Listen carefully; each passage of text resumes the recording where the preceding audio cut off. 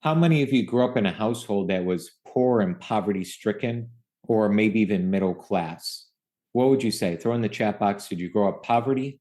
Did you grow up middle class? Did you grow up with a rich family? Where did you grow up?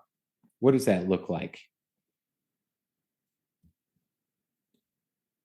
Okay, we have middle class, poverty, middle class, wealthy family, middle class, lots of middle classes. 7 in a row right there. Working class, middle class, wealthy class, poverty class. Most are in middle. It looks like, if I were to guess, 20% poverty, about 10% wealthy. Okay. No matter which family you grew up, poverty, middle class, wealthy class, or the super wealthy class, or whatever amount of classes you want to put out there. There are traumas. We call them traumas, but I even like to call them money wounds that are stuck in your psyche. So what we need to do is a deep healing of the money wounds. As we start to release money wounds, you start to allow yourself to tap into more flow, and we eliminate a lot of the garbage stories that comes to mind. So what I want you to go ahead and do right now is you're going to go ahead and write down, what is a money story that's usual for you? What is a money story usual for you? Example, never enough to go around, or rich and wealthy people should be giving their money away to help the poor. Or if you're in a wealthy class, it might have been, if you don't have status and money, you're nobody. What is a common money story that you may hear in your mind over and over? Joshua says, save for a rainy day. Sharon says, never enough. Keisha says, being rich is not for me. Sheila can't afford it, right? All these different ones coming through. Have to work hard, money doesn't grow on trees. We've all heard these expressions before. I want you to go ahead and make a big X through that phrase on your notes. So write it down in your notes if you haven't already. Make a huge X. It's not true. It's a story. And stories are fiction. They're not nonfiction. They're not documentaries. They are fiction. Really important that we start knocking down that story. No matter how much your father and your mother believed it, your grandmother and grandfather, your guardian, your teacher, your coach, whoever you grew up around, no matter how much they believed in it, it's not true. Put an X in it and say, this is a fictional story. That's the first part, is awareness, because too many of us believe this story in our minds. One thing I hear all the time is, I don't have enough time. Not true. And then what people say after when I say that, they defend it. Oh yeah, but Sky, you don't understand my schedule. I got 3 kids. I got this. I got 4 jobs. I got this. Oh no, I do understand. But the more we defend our fictional stories, the more we'll stay stuck in the void, no matter how real the story seems to be. Instead of, I don't have enough time, instead it becomes, I need to eliminate things from my schedule to add in more important things. That's a completely different way of thinking. Does that make sense? So number 9 in the chat box. The fictional story was, I don't have enough time. The true empowerment phrase is, right now my schedule is so full, I need to find a better way to change this. I don't know how yet, but I need to find a way to open it up to allow higher priorities in.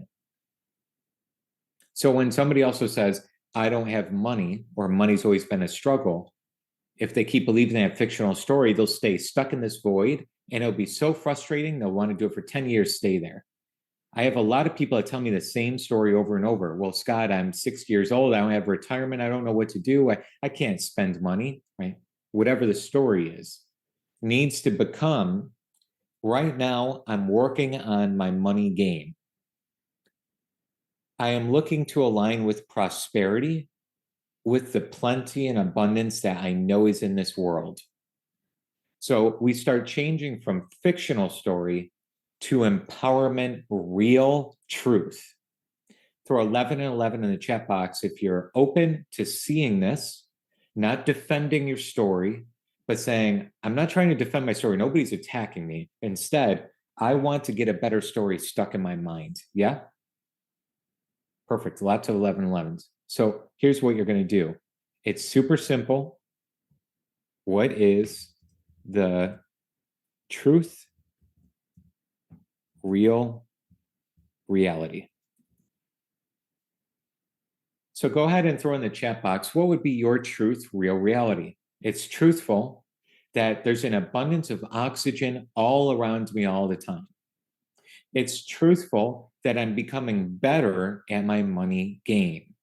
It's truthful that I'm here on this masterclass to empower myself around manifesting more and more money, right? These are truth realities. So go ahead and throw a phrase into the chat box of one of your truth realities. Minerva has a great one. There is an abundance of money and I'm becoming better in manifesting more. It's perfect. So throw a true story into the chat box. We're going to start opening yourself up. The stories are what keeping you trapped. In order to exit the void, in order to exit these struggles, we need to allow this space to clean up. Cindy says, abundance is all around me. It's true. Abundance doesn't mean money. Abundance is abundance of clean water, an abundance of knowledge, an abundance of colors, an abundance of oxygen, an abundance of people. Abundance, Cindy nailed it. Sheila, what Minerva said, perfect. Edit, it is easy to make money. Some people will say, well, it's not so easy. There's always been a time in everyone's life, even if it was $1, $5, $10, it was easy. One day you found change and it was on the ground, or you found a $5 bill and it was on the ground, and you picked it up. That was easy money. Susanna, it's truthful that I'm reviving my physical self to find my way out. Perfect.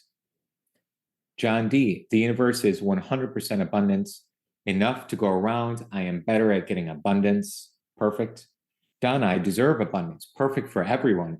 Everyone deserves and is worthy of abundance. In fact, that's our birthright. Mandy has a great one. Ed, Joshua, Azar, Donnell, Suzanne, Wadud, Teresa, Bonnie, Lance, Philip, Nandy, Cindy G, John H, Joshua P. So many beautiful ones coming through here. So as we start to exit the void, here's what keeps you out. I want you to go ahead and draw this also on your actual notes here. As we move forward, it's going to be in a green and a yellow. So in order to stay out here, we need to create a brand new consciousness that's going to expand your current one. So even if you don't have colored pens and pencils around you, that's okay. Just make it a dotted line for your notes if you're using a pen or paper with a pen. In order to exit the void, you need to reestablish a truth reality around you. And the piece that you do this with is super easy. This is what I was talking about in my email that I sent out. 5 minutes a day, find evidence of abundance. Every day, you find five minutes full of evidence of abundance. An abundance of air, like I mentioned, an abundance of people, an abundance of support. I'm looking out the window right now. I live in Miami, Florida, and I'm looking out the window and I see a lot of palm trees. There's an abundance of palm trees. We live on a lake here, so I see abundance of water and water droplets. I see abundance of blades of grass. I see an abundance of mulch surrounding the trees. So you look and try to look to find abundance. And I want you to do that right now. I want you to just find one thing. Super easy. You can use one of my examples. What's one thing when you look around your home, your office, your living room, your car, whatever you are at right now, listening into the masterclass, what's one thing you can find that is abundance? Abundance is not money. Money is a form of abundance. But what's one thing that you can find abundant around you? We got love, water, light, green trees, 11,000 square foot office, food, abundance of life, flowers, trees, animals, lake, flowers, abundance of leaves on a tree, electricity, rain, trees, my life, leaves, health, trees. So many great ones coming through here. Every day you retrain your minds. Last thing I want you to write down for step 3 here, it's not always going to be easy, and you're not always going to feel like it. We talked about in number 2, the forest. It's easy to walk down the trail you've always walked down. Up until this masterclass, you've always been walking down that trail. Don't walk down it anymore if you don't like it. If you like the trail, keep walking down it financially. If you're doing well, if you're not doing that as well financially, you want to get to a better place, it's time for you to make a new trail.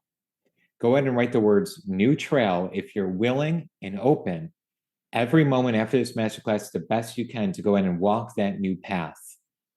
Morpheus in the Matrix, it's my favorite movie of all time, says there's a difference between knowing the path and walking the path. You got to walk the new path. And everyone's saying new trails here. This is amazing. Even when you're tired, even when you don't feel like it, even when you do it anyways. Finding evidence, getting into your body, breathing in the word prosperity, finding your source, connecting your feelings there, allowing yourself to really move forward is going to be the key. That is the thing there. Okay. Now, from here, to solidify all 3 steps, you have 2 options. Number 1, you can go at this yourself and really practice. You're going to do as much as you can.